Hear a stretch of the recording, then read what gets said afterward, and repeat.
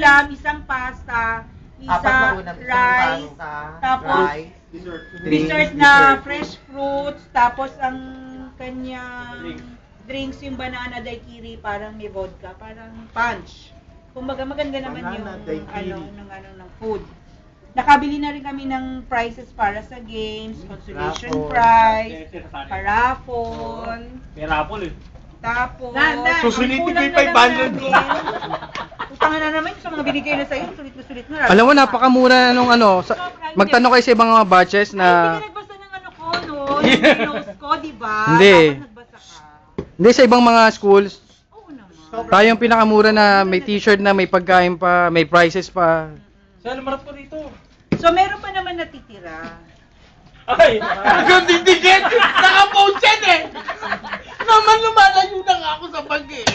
I-delete mo yan. Ayoko ka, mali na tawa naman. Nagagaling lang ng mga pasako. Hindi, oo nga. Kumbaga, may natitira pa, pero meron ka pang maraming expense. Siya kasi naglabas eh. Siya Kaya kailangan, Nagpaluwal. napaluwal siya yung 10,000. Number pala, madam.